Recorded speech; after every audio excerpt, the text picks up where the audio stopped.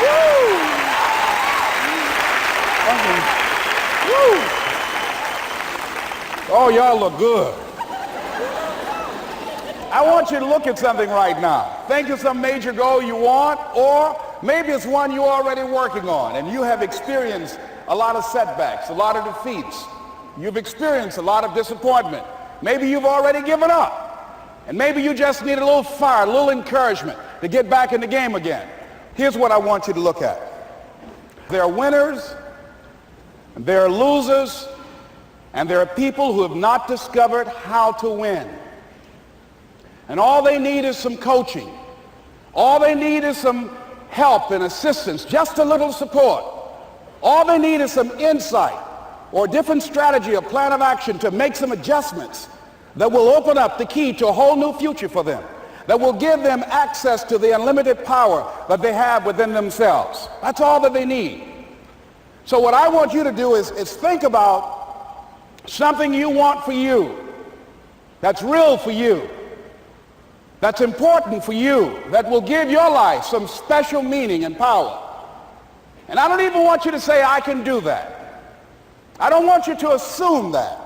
See, 5 years ago when I started out in this area, I would not have been able to make the mental leap that I would be up to where I am right now.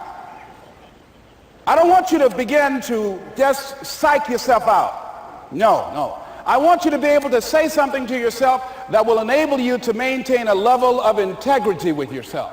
That when you say this, even when you face tremendous setbacks, it will be a benchmark to keep you in the game, to keep you moving forward and experimenting and readjusting your strategy and your plan of action, continuously looking for ways to win. So what is that something? When you got an idea you want to move on, you might not have the money, you might not have the education, you might not have the support or the resources you need. What is that something that can keep us going, that will enable us to act on our dream? What's one of those keys that will begin to help us to discover the secrets to our dream? Here's what I want you to repeat after me, please, with power and conviction. Say, it's possible. It's possible. That's all I want you to do when you look at your dream. Just say to yourself every day, it's possible. Just say that every day to yourself, it's possible. Because what does that do? See, it begins to change your belief system. See, the way in which we operate, ladies and gentlemen, it's a manifestation of what we believe, what's possible for us. Whatever you've done up to this point, all that it really is a duplication, it's a reproduction of what you believe subconsciously that you deserve and what's possible for your life. Most people operate out of their personal history, out of their memory, things they've done, things they've experienced, things they've seen, things that they have observed. What I'm suggesting that you operate out of a larger vision of yourself. I want you to see yourself doing what you want to do, experiencing what you want to experience, having what you want to have, doing what it is that gives your life some meaning and value. Operate out of your imagination, not your memory. Because whenever you look at where you want to go, I'm wanting to warn you, you will have some conversation back here after you go through the data that you've experienced in life saying you can't do it. And so what you want to begin to do is ignore that inner conversation. Well, most people, ladies and gentlemen, when something happens to them, what they do is they begin to believe that that's the way it is. That's the way it's always been. And they can't see the possibility of it being any different. Example, before April 1954, the common belief, the universal belief, because it had been tried again and again and again and people had failed, the belief was that man was not physically capable of breaking the 4-minute barrier, that he could not run a mile in less than 4 minutes. That was the belief on the planet. It had never been done. But here's what happened, ladies and gentlemen.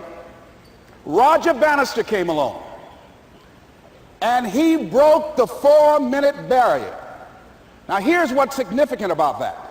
Since that time, up to this day, over 20,000 people have done it, including high school kids. What changed? 20,000 people. What changed? Here's what happened when they got on the track. They knew it had been done. And because they knew it had been done, there was a new belief about this barrier, about this goal that was unreachable.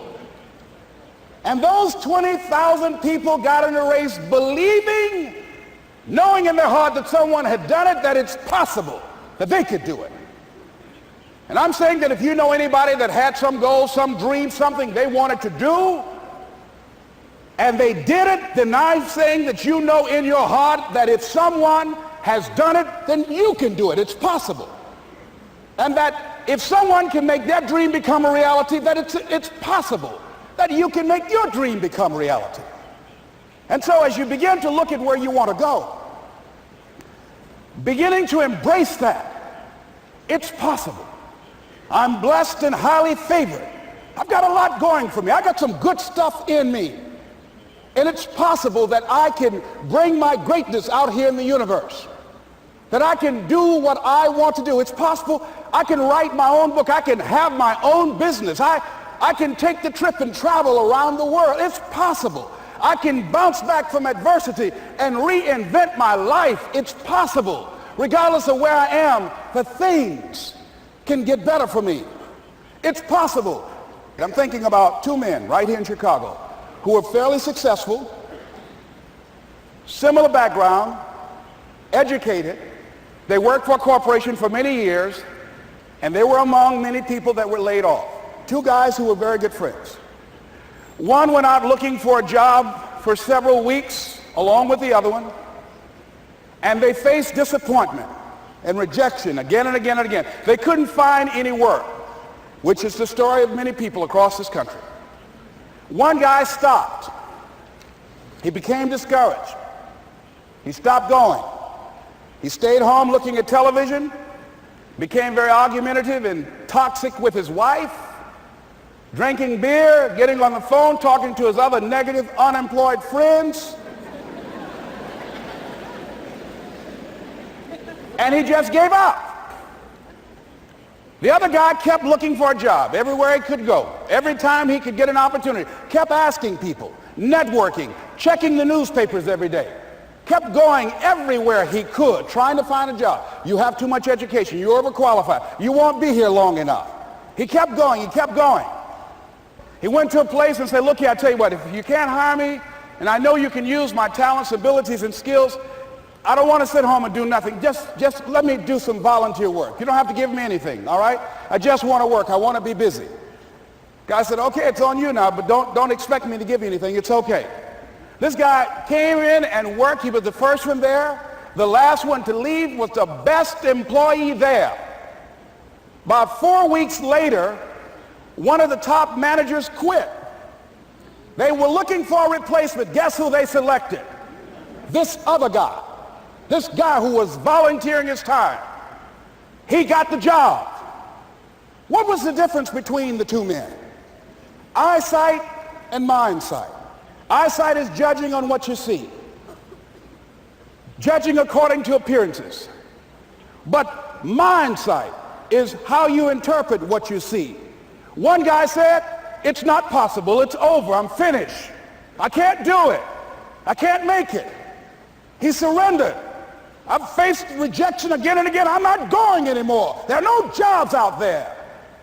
But this other guy, he felt that in spite of the no's and rejections, in spite of how bad the economy is, in spite of what the newspapers are saying, that it's possible that somebody somewhere will give me a job. He just kept going, thinking it was possible. And guess what, ladies and gentlemen? That's what we have to do with our dreams. Because things happen to you in life that you can never, ever anticipate. And many times when those things happen, you want to give up. I remember when I was in broadcasting, when I was a disc jockey, I became very controversial, not only being a disc jockey, but I felt that radio was something that you not only entertain people with, but you also empower them, you educate them. And I got fired. I didn't just leave, they fired me. That was a shock. I said, wait a minute. They took my microphone. I thought that was who I was. No, ladies and gentlemen, it wasn't. I had to do something else. And I didn't know what else I could do. See, here's what I'm looking at. What are the uses for your life right now that you haven't even reached for yet? See, I believe that when you don't have enough encouragement to act on your dreams or ideas, or you're not enlightened enough, that life will act on you. See, life had moved on me and said, Les Brown, you have outgrown this. It's time for you to do something else. Well, I wasn't enlightened enough. I organized some disc jockeys and got my job back. So they had to fire me again. I got fired twice. Here's what I did. I had to think of something else. And so a guy suggested to me, he said, Les, why don't you run for office? I said, man, I've never run for office. I've never known anything about how to operate in the political arena. I've heard encourage people to register to vote and get out to vote, but I don't know anything about politics. He said, well, neither do the people who run for office all the time.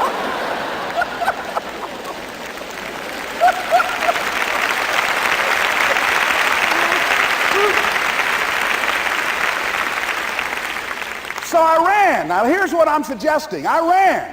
You got to do what you can where you are with what you have. I didn't have any money. I didn't know anything about the political process.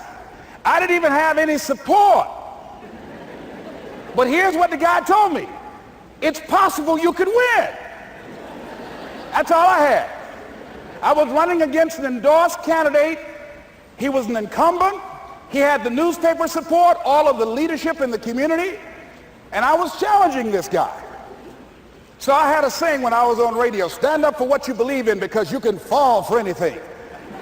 And I would go door to door. I have my kids on one side of the street. I would be on the other, and I'd knock on doors. Hello, my name is Les Brown. Tell everybody I'm still standing. They get on the phone. Child, Les Brown was to my house today. You know the boy on the radio with the big mouth? Yeah, they fired him, honey. Say he's still standing. See, I'm saying just keep moving. Don't start feeling sorry for yourself. Don't spend time blaming and talking about what happened to you. See, whatever you talk about, that's what you multiply and expand in your life experience. So don't talk about stuff unless you want it to keep on happening to you, all right? So I got in that kind of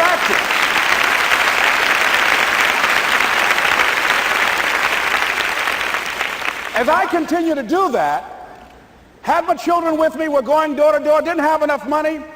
Eventually, we got close to the election and something happened that really surprised me. Guys who I thought were going to either support me or stay out of it, various powerful community leaders, they became involved in it and they endorsed my opponent. I felt devastated. Now that's going to happen to you when you're working on your dream. Things are going to happen that's going to catch you on the blind side. That was shocking to me. They didn't have to do that. All they had to do was just stay out of it. But here they go, come up in there messing with me. Now that's going to happen. There's some people who believe it's their personal business to stop you from living your dream, all right?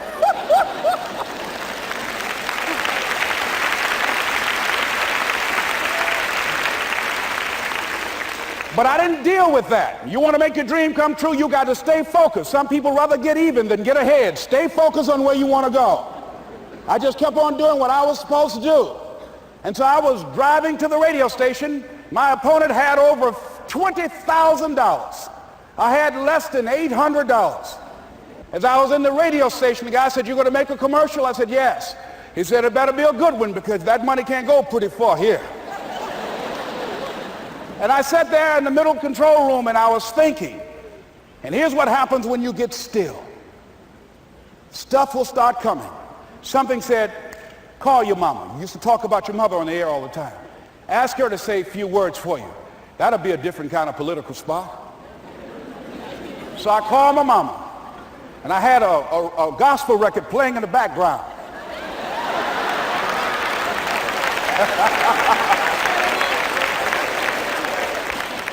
And then I had my mother say, "Hello, this is Mrs. Mamie Brown. When I raised my sons, I raised them to be good children. When they got out of hand, I beat their behind and made them go right. Please vote for my son. He's a good boy."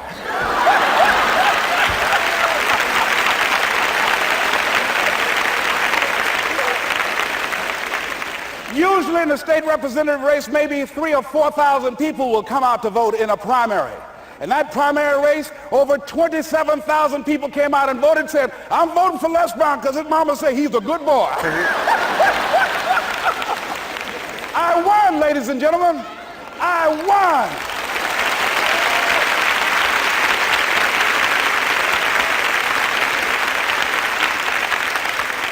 So you've got to be willing to stay focused, to be creative, to be relentless, because things are going to happen to you when you're working on your dream, when you get on track. I remember when I first got involved in speaking, one of the main things that speakers like to do is speak to a certain association that they have over 10,000 of their sales reps that come to this convention. And I was relentless. I kept saying, it's possible. It's possible. See, what I want to let you know and set you up for, because you say it's possible, don't mean that you're not going to have any problems. That Murphy's Law ain't going to come and slap you side the head. Oh, Murphy going to come visit you. He's waiting for some of y'all out in the parking lot. Oh, you say it's possible. Okay, it's possible. You better get up. Well, I was working. I kept saying it's possible. They got other speakers on this program. I can be on that program too. I kept selling myself. I got all fired up. And I was calling them every day. And the lady finally said, Mr. Brown, I tell you what, we want you to come in and talk to our sales executives. You got the kind of fire and guts that they want that will motivate them. And let me tell you something else. We want you to bring your motivational tapes. You're going to need at least $50,000 worth of tapes. I said, is that right? Yes, because they want to keep that drive alive. I said, all right. I called the guy to duplicate my tapes. I said, Don, how you doing? This is Les. Let me tell you, I got a major speaking engagement. I said, man, it's a speaker's dream. I need over $50,000 worth of product. He said, Les, you don't have that kind of credit. I said, I know, but Don, I can sell that. Just right after speaking engagement, I'll give you your money in 4 days. He said, are you sure, Les? I said, yes, man, I got a major speaking engagement, and they told me to do it. He said, man, that's a big order. Let me talk with the lady with you. I said, hold on just a minute, man. Call the lady back. Hello, Evelyn, how you doing? This is Les Brown. I got Don on the phone. What did you say? Do I have the speaking engagement? Yes, you do. And what else you suggest? Les, our people, they buy a lot of tapes. Your tapes are very popular among them. I'm saying bring at least $50,000 worth of tapes, Les. You'll sell everything you got and more.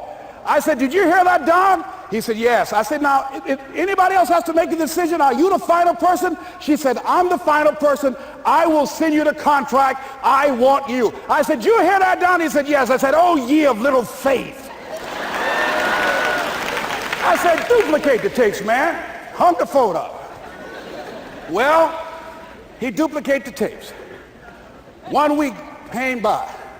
I'm checking the mail every day. No contract. I said, come on, Murphy, don't start nothing, man. Come on. Come on, man, give me a break. Come on, you know, this ain't fair. Come on, man. Give your boy a break. Come on. I talked to myself, you know. I didn't want to call him right now. 2 weeks passed by. Murphy said, don't you think you ought to call him? I said, okay. I called. I said, hello, this is Les Brown calling. How you doing, Les? I said, fine. I said, Evelyn hasn't sent my contract out yet. Any additional information you need? So, Les, you haven't heard? I said, no. I said, Evelyn died. I said, she died? I said, did she say anything about me?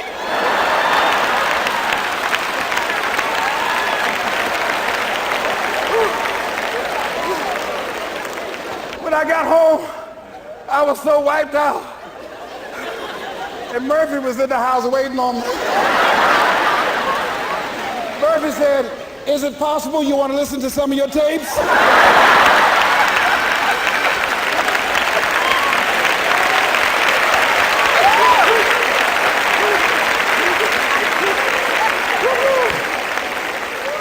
But ladies and gentlemen, here's what I had to do. I had to begin to focus on what was the solution. That this was not the only place that I'll be able to sell those products. And as I began to challenge myself and got some help and support and some other input, I eventually did. It took longer, but it was challenging. But I did it. Repeat after me, please. No matter how bad it is, or how bad it gets, I'm going to make it. I'm going to make it. Shake somebody's hand on your right and left and say, you got that right.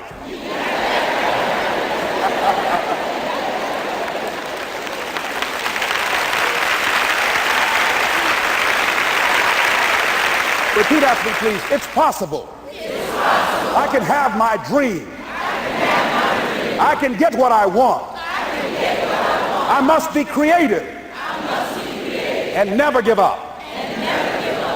Now, let me share something else with you, ladies and gentlemen. When you know within yourself that there's something you want to do, and I believe that all of us were born with a purpose, that all of us have something that we are supposed to do, that all of us have some goodness within us, and that goodness gives us a responsibility to manifest our greatness.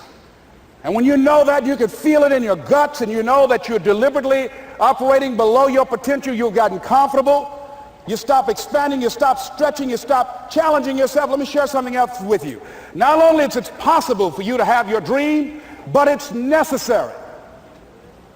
It's necessary that you have it, that you work on it, that you develop yourself, that you go for what is yours in the universe.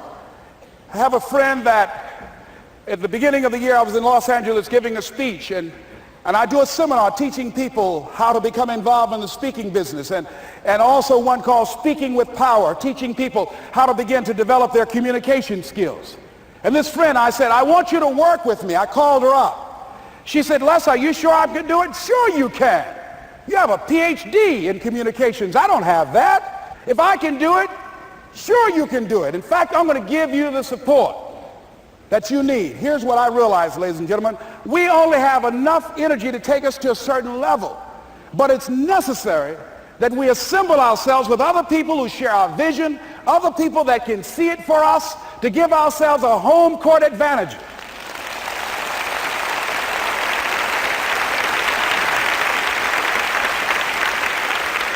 So it's necessary that you seek out other people who think like you, who are growing, who have decided that they are not satisfied with where they are. See, I don't believe that necessity is the mother of invention. No, necessity, in my opinion, is not the mother of invention. Refusing to accept things the way that they are is the mother of invention.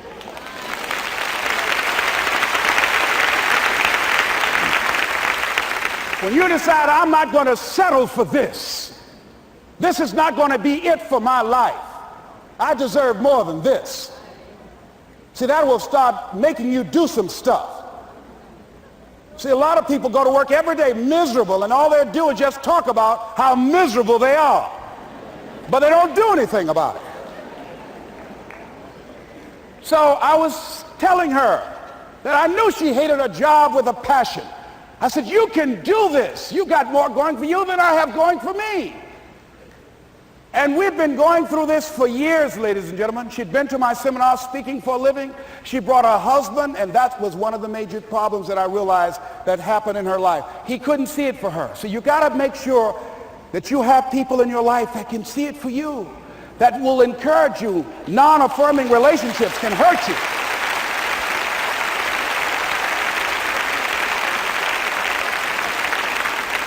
And I talked to him. I said, I don't have anything to do with your marriage. I said, you and I are good friends, and she and I are good friends. And I'm not taking sides. I said, but if you can't see it for her, don't tell her that. Just give her some support. What if you're wrong? It's possible, man, that if I'm doing it, she can do it. Well, you're different. How are you going to tell me that? You've seen her speak. She's got great speaking skills. Don't underestimate her. You don't know. You've got a great woman here. But you see, people who can't see it for themselves can't see it for you. He was happy.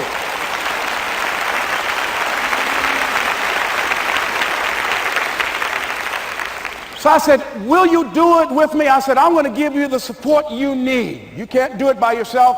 I will stand with you. She said, you will? I said, yes. I'm going to make you part of my seminar. You'll do a part of it, and I'll do a part of it. Speaking with Power. She said, okay. 3 days later, ladies and gentlemen, I got an emergency call at my office. It was from her husband. He called and said, tell Les Brown that Marion is dead. I said, oh no. when I was flying there to go to the funeral. And I remember the last time that I saw her, and I had some of her papers that I had gotten inadvertently confused with mine, and I took them home. And I was searching through these papers to do one of her works. She was a prolific writer. And what got me, what was so sad that made me begin to cry, was that there were poems that she had started that were profound poems, great thoughts that she didn't complete. Plays that she had started that she didn't complete. See, that poem was given to her. I can't finish that for her, nor can you. That play, whatever the outcome that she had envisioned, that she had imagined, was given to her. Only her. And she's the channel that was going to come through. You are here, and you are the vessel, you are the outlet for the universe. That you've been selected. There's something for you to do. I believe all of us have some purpose for being here. And as I was going to the funeral, and I was reading a newspaper that said that millions of people are dying because of what they're eating, talking about their diet. And I'm sure that it was Marion talking to me, whispering, saying, Les, the next time you speak, say that even more are dying because of what's eating them.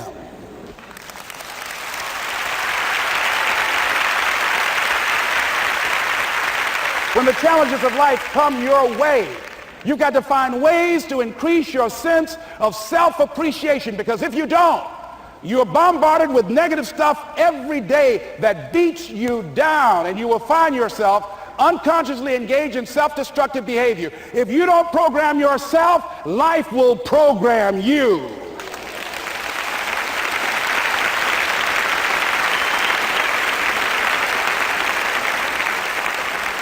So you want to have an agenda for your life. It's necessary that you have some direction for your life. A friend at the National Speakers Convention gave us a presentation, and it really struck me. He was talking about when he was traveling across Europe, Warren Gresham, and he said at different points, soldiers would wake them up on their journey and ask him the question. And I pose this to you. The question was, where have you been? Why are you here? And where are you going? And that's what I ask you. Where have you been? Where have you been up to this point? You look at your life. You look at what you produce. Is it giving you what you want? Are you living on purpose? Are you living your dream? Are you acting on your ideas? Are you doing all you can do? Have you gotten comfortable? Are you procrastinating? Are you evading your own greatness? Are you surrounding yourself with people that can nourish you? Are you challenging yourself? Are you experimenting? Are you learning something different? Is your life an adventure, or is it boring? Where have you been? Why are you here? What brought you here? Investing the time, the money. What brought you here? And where are you going? What is it that you can get out of this session, out of this lecture? That when you leave here, rather than this just being a spectator event, that you got some idea, some dream, that you might have to go back and brush it off and look at it again and say, I've got to do this. This is my stuff. This is what I'm supposed to do. This is why I showed up. Where are you going with your life? What decisions are you making right now as you look into the future? Are you experimenting to find out what other talents and abilities that you have? See, we're in a time right now. The day is gone where you could just go to college and get out and get a job and work 30 or 40 years with job security and retire with a gold watch. The gold watch days are gone. Brand new day. Party's over. So now you have got to be multi-talented and multi-skilled. You've got to use all your stuff. You don't know what else you can do. I didn't know I can do what I'm doing right now.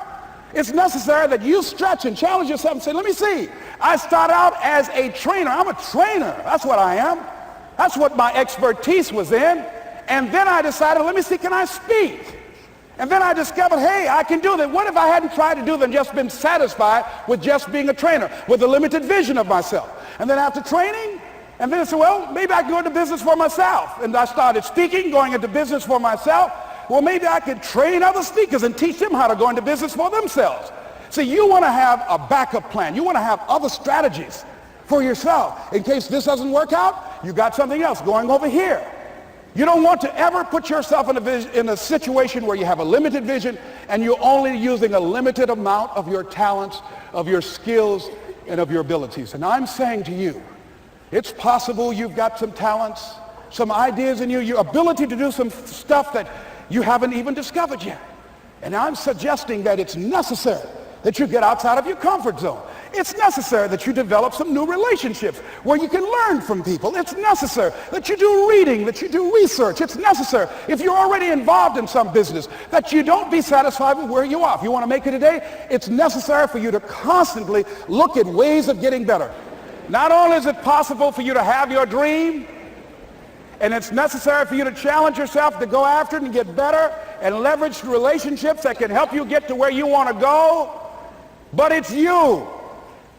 The major key to your reaching your dream, your living up to your greatness, your making your contribution is you. If the economy is good, fantastic. If the banks are loaning money, that's great. If people are positive, that's great. You don't have any opposition, that's great.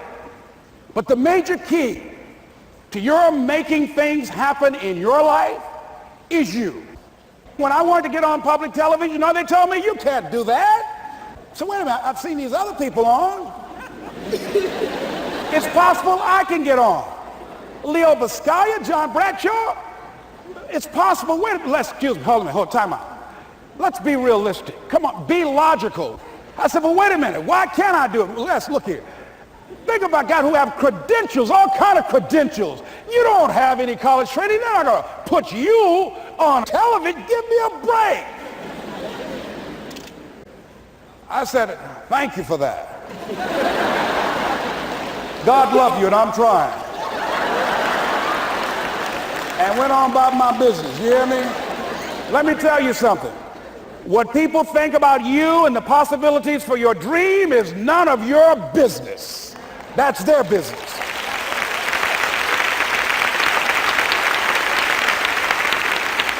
They have no imagination, ladies and gentlemen. They're living out of the past, out of their memory. Their attitude is it can't be done because they haven't seen it. They're judging according to appearances. The people that are going to make it in the future, the people that are making it today, let me share something with you. History is being read, but it's also being written by people with imagination.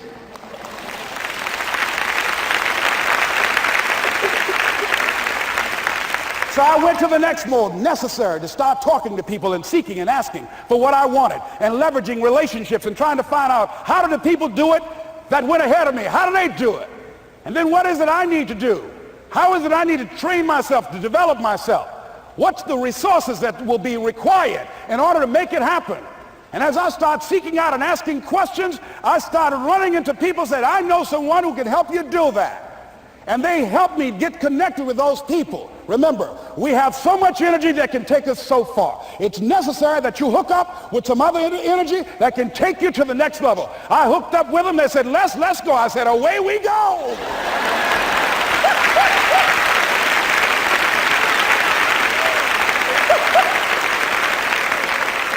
And guess what? Here we are.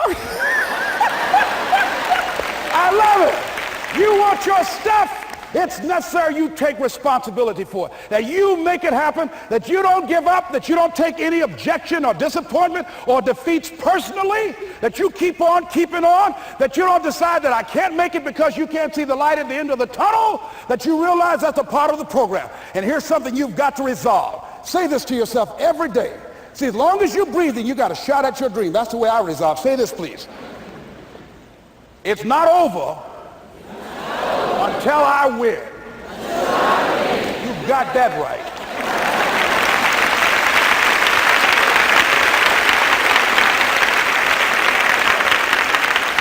It's not over till I win. Not over till I get through. It's not over till I get over. Not over till I get what I want. Door can't open today, look out. I'm going to come back and take the hinges off. That's how you got to do that. You've got to have that kind of courage, that type of determination. If you want to make it happen, it's you. That you've got to take personal responsibility to make it happen. That you have got to own what it is that you want to do, if it's taking care of your well-being, if it's making a difference in our school system, if it's working with senior citizens, if it's to protect our ecology, if it's to create an economic renaissance, if it's just to take yourself to another level, it's you. You've got to make that happen. We can point out many things that can make it inconvenient or can slow us down, but ultimately, it's on us. Next step is, not only is it possible and necessary, and it's you to live your dream, to make this greatness that you have within you become a reality, but what I've come to appreciate when you're working on changing your life, changing some bad habit, getting out of addictive situations or relationships, or working to build a dream or making a difference in our society, or learning something that's very challenging. Here's what I realize, ladies and gentlemen, and develop a great deal of respect for. It's hard. Easy is not an option. It's hard living. Life is hard. See, it's hard when you are 49 years old, been working on a job for 17 years, and they come in and tell you you're finished and give you 1 week severance pay. And you got to start all over again. It's hard when you are married and raising children and your children are crawling and your husband dies unexpectedly. It's hard handling just the tragedies of life. It's hard when you're working on something and you put everything you have in it and it doesn't work out. You lose your money and other people's money. It's hard. It was rough when I lost my job. And I could not find a job. It was humiliating and embarrassing, borrowing money. And then I couldn't pay the money back when I told them I would. That's rough. How people look at you, how they respond to you. It's very hard. It's humiliating.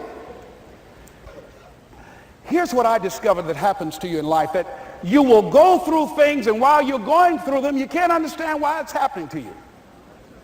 But after you go through it, and you get back and you look at it and you say, oh, now I understand why I needed that lesson. Have you ever happened to you? Raise your hand. Has it ever happened to you that I couldn't understand it then, but after I got through it, then I saw that that was preparing me for bigger and better things.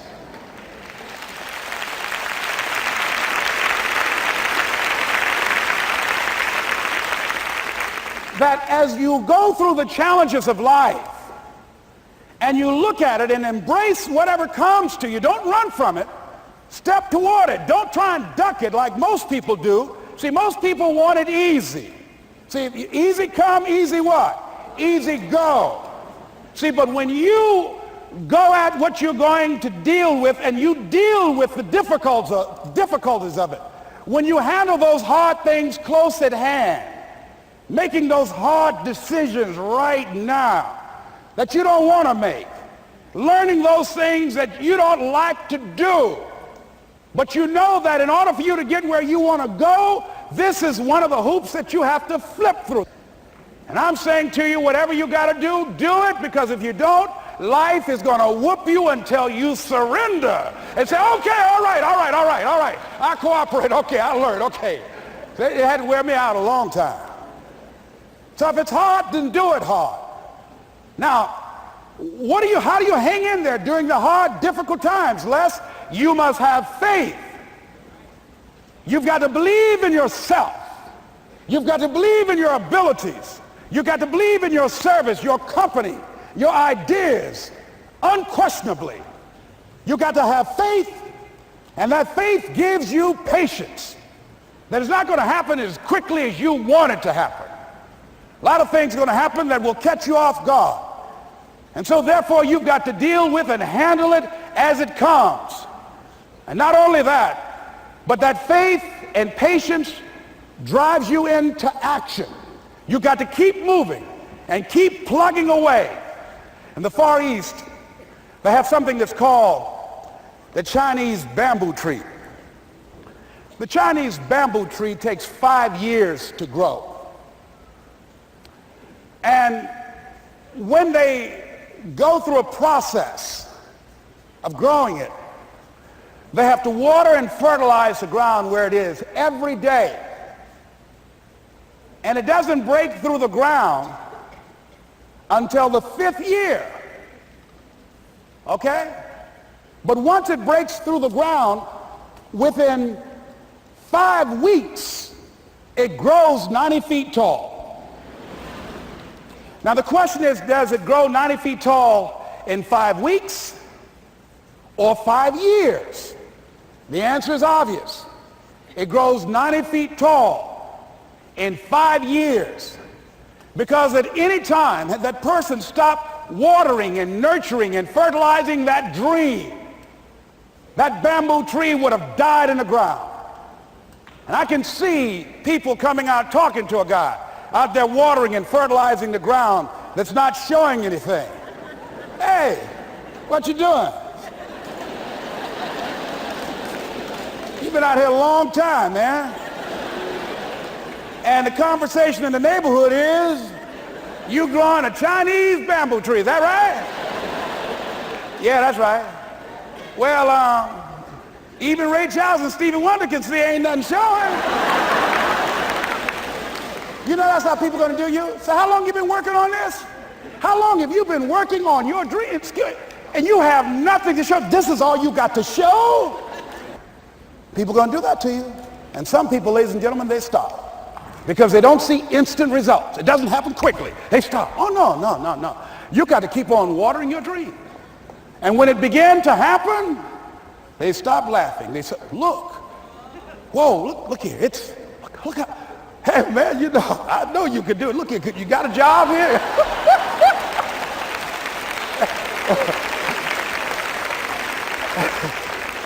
See, during those hard times, we didn't know how you're going to make payroll. During those times when you failed and things didn't work out, they were nowhere to be found. But you know what I discovered? When you're working at your dream, somebody said the harder the battle, the sweeter the victory. Oh, it's sweet to you. It's good to you. Why? See, when it's hard and there's a struggle, see, what you become in the process is more important than the dream. That's far more important. The kind of person you become, the character that you build, the courage that you develop, the faith that you're manifesting.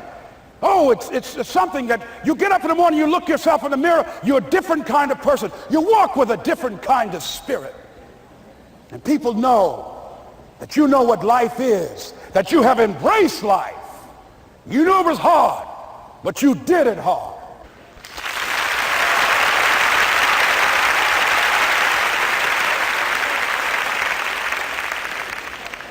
Now that takes us to the next level. If it's hard, why do people do it? You ask people who do things.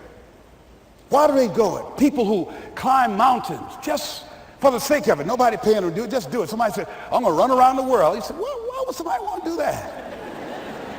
I'm going to swim the Atlantic Channel. Why? Why do people do that? I wondered, why would a Nelson Mandela give up 26 years of his life? Why do people do that? Here's what I discovered in high school. High school, I decided I wanted to go out for football. Never forget this. And I discovered why people do things. You know why, ladies and gentlemen? Even though it's hard, it's worth it. It's worth it. See, one day we had Coach Alkin Hepburn had this plaque down there and this wood on the floor, on the ground. He said, Brown, come over here. Had my suit on. I said, yes, sir. He said, I'm going to have old Larry Littles down there, old big Larry. Yes, sir. Big, fat, sorry Larry. Yes, sir. Brown, I want you to get down bull neck. Yes, sir. He said, I want you running Larry. I want you to put your helmet right in his pit, right up and hit his chest and knock him off that board. You hear me, Brown? You can do that. Yes, sir. Can you do that? Yes, sir. I said, hubba, hubba. I said, hubba, hubba. He said, Brown, I want you to knock him off. You're going to make the team. I know you can get him, all right? Look at him, how sorry he is. Knees knocking and everything. I said, yes, sir. Then he went down to Larry. Larry Littles, who played 12 years for the Miami Dolphins, all pro for 12 years. This is a bad, big dude. 250 pounds, strength, agile, and all muscle. He said, Larry, He said, man, you know Brown down there. He's down there talking about your mom and everything. He talked about how fat and sorry you are and how he's going to knock you off this board. Larry now spitting fire and growling and foaming at the mouth. And I'm looking at Larry saying, oh, hubba, hubba. He said, look at that fool down there growling. He told me he's going to scare you that you're going to leave. Are you going to leave? No, coach, I ain't going to leave. Go down there and knock him out the park. Boy, coach got back. He winked at me. Go get him, Brown. I went hard. I ran into Larry with my helmet. Larry said, boom. I don't know where I landed. When they woke me up, I said, can y'all take this helmet off me for a minute? I said, y'all got any more positions out here? They say, like where? I said, don't y'all need an announcer? They said, Brian, where you going? I was crying. They said, man, some girls over there. I said, I don't care, man, I'm hurt. So that fool almost killed me, man. He said, Brian, you quit, man. I said, yeah. I said, what? I said, it ain't worth it, man. No, it ain't worth it. Y'all go ahead. Y'all crazy. I'll be your announcer, man. I was calling the game. I was up there in the booth. Call good games, too, because the pain wasn't worth it to me. And I'm saying to you, you know why people do what they do? The people who go after their stuff, what makes it worth it? It's got to be your passion. You got to love it, ladies and gentlemen. You got to love it. It's got to be what you are supposed to do. You want to sing, and even though they want to invite you to Carnegie Hall, you're going to sing to anybody that listen to you, including singing to yourself. I used to talk to my plants when nobody else would listen to me. You got to write, even if no one published your book, write, because that was given to you to do. You do what it is you're supposed to. You're supposed to build something. You're supposed to create something. I don't know how to do it. Learn. Do whatever is required. Just go out there. It's possible you can get what you want. It's necessary. If you want it, you got to go into action. You got to be willing to experiment. You got to be willing to fail and to succeed. You got to be willing to form and to develop new relationships. It's you. It's on you. You got to make that happen. Nobody's going to bring it to you on a silver platter and say, here's your dream manifested. No, it's hard. Yes, it's hard. It's difficult. Yes, right. And it's worth it.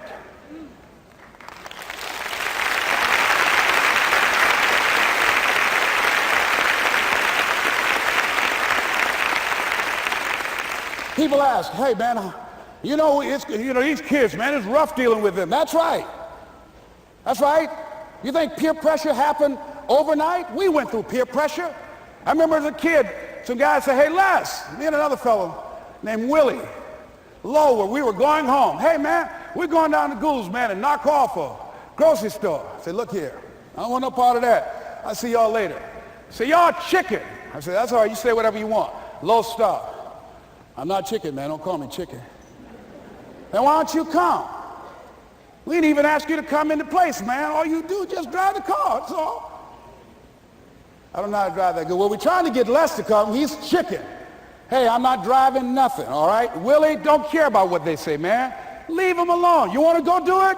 You find somebody else to drive, or you drive yourself. Come on, Willie, man. Pull him, he stopped. I ain't chicken.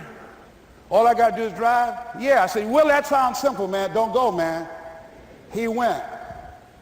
And the next day we read the newspaper where when they robbed the store, when they came out running to a car, the merchant, the man who owned the store, came out just shooting wildly, and he hit the driver in the head. So peer pressure didn't just start in the 90s or the 80s. It's difficult and it's challenging for kids right now. And it's going to take some easy, simple methods to help bring them out of this madness, this insanity? No. Is it hard? Yes. Let's look at what we've been doing. What has worked? What has not worked? Let's look at where we want to go. What is it that we want to produce? What is it that we want to create for our young people? And as we think about that, start experimenting with different methods and techniques to create and to produce that. And begin to believe that it's possible through our commitment, through our vision, through our determination, our relentlessness. Because of our belief, it's possible that we can reduce the teenage homicide rate, the teenage pregnancy rate, the dropout rate, that it's possible, looking at what kind of world are they going to be in.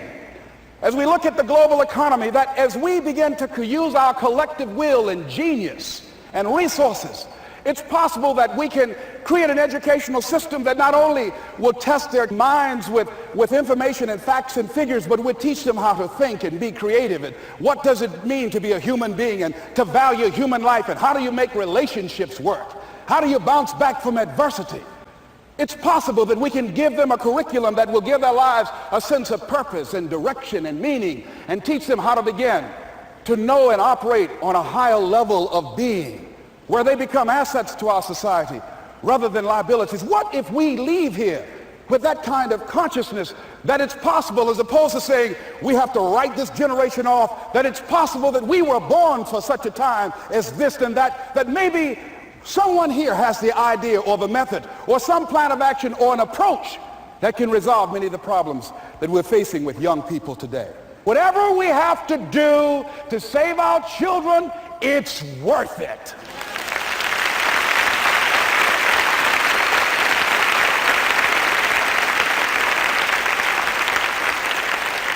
And so that brings me to the final step, that it's necessary for us to begin to look at the future and know that it's possible that we can have our dream. Yes, it is. Other people have done it, then we can do it. We fail a lot of times. Well, a lot of other folks fail, and eventually they came back and they succeeded. So it's possible we can have what we want. And we know that we want to get it. It's necessary that we align ourselves with people that think like we do. It's necessary we get negative, do-nothing people out of our lives. It's necessary we never stop learning and growing and developing ourselves. It's necessary that we never give up. We know that it's you, it's me. It's being responsible for our stuff and deciding that we're going to keep on keeping on, that we're going to find a way to win or find a way to make it happen. And we know it's hard. It's not going to be a picnic. Yes, it's hard, and we will do it hard. And once we do it hard and we go through it, we realize it was worth it. And once you discover it was worth it, it is done. It's done.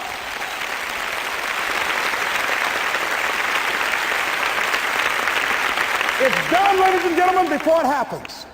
Well, here's what I'm suggesting to you.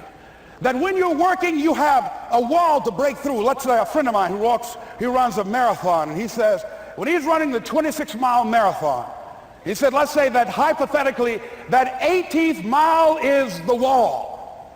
He said, Les, when you get there and you're running, he says, everything in you is telling you to stop, to give up. Every muscle is aching, and you're saying to yourself, I can't do it. I can't do it. And you just keep on and you keep on and you keep on. It seems like you're moving at slow motion. And then eventually when you break through that 18-mile wall, then you know it's like done and you're on automatic and you glide on in. And you know it's there. You know you're going to get to the finish line. And we've all had experiences where we were working on something and we knew it was possible. And we did those things that were necessary to bring it into reality. We took the responsibility to make it happen. Other people couldn't see it. A lot of people didn't believe it. You were attacked. You were criticized. People were opposing you, but you kept on doing it. It was hard. It was rough. It was difficult. But to you, it was worth it. And eventually you got to a level you know, can nothing stop me now. I'm on the move. I'm on the move.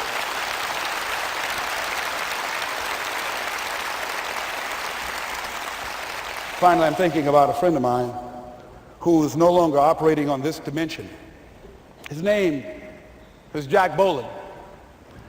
He had this vision of a church that would serve various types of needs for people, their supportive needs and helping them in recovery from drugs and alcohol and whatever addictions that they might be involved in. And he was known for bringing in different kinds of speakers.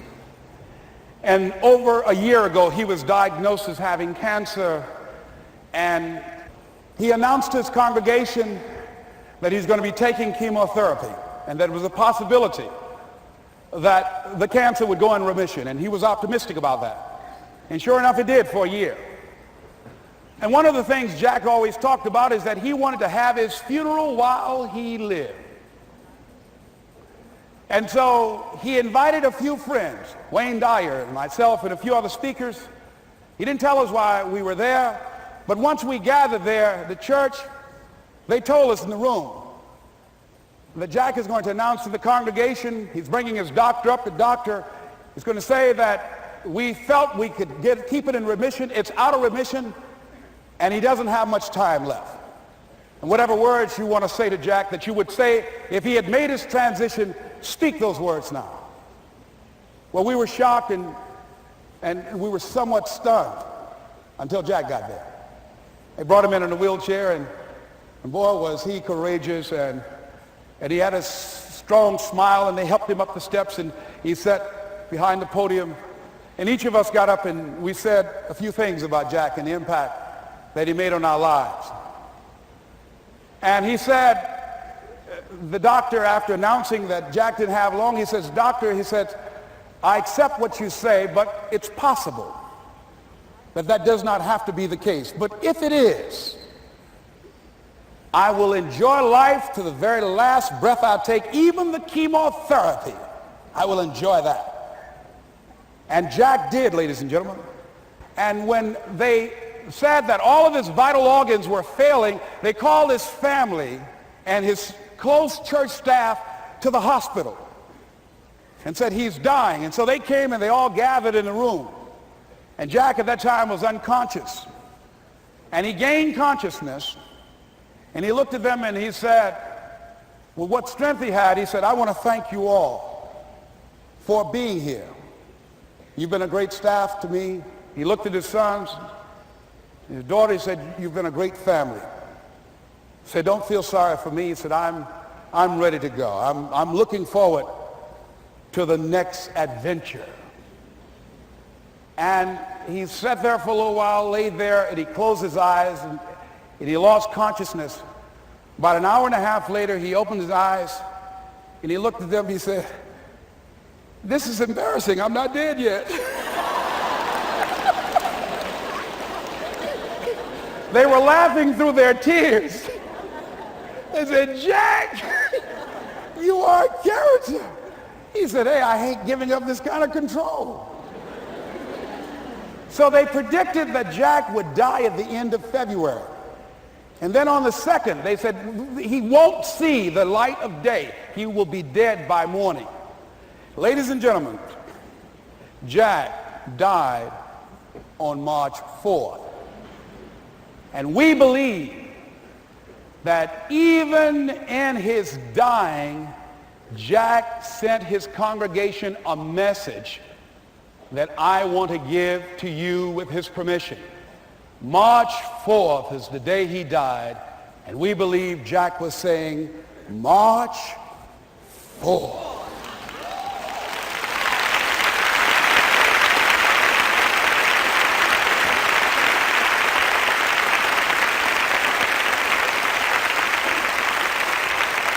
So I say, as you look into the future, while other people are giving up, feeling like victims, feeling powerless, becoming negative, turning on each other rather than to each other, feeling that they can't make it, be ye not conformed to this world, but be ye transformed by the renewing of your mind with the mindset of that it's possible that we can save this generation. It's possible that we can create new industries, a new economy. It's possible that I can find a new profession, a new job. It's possible I can create a new life. And it's necessary that I become actively involved in becoming a positive force in my life and on the planet. And it's me, yes, it's you, it's all of us, pulling together, working together to create this brand new future. And it's going to be hard. Easy is not an option. But if it's hard, we will do it hard. Whatever is required to snatch victory from the jaws of defeat. And it's worth it, yes. It's worth whatever we have to do. And once we know that, it is done. It is done. It is done. It is done.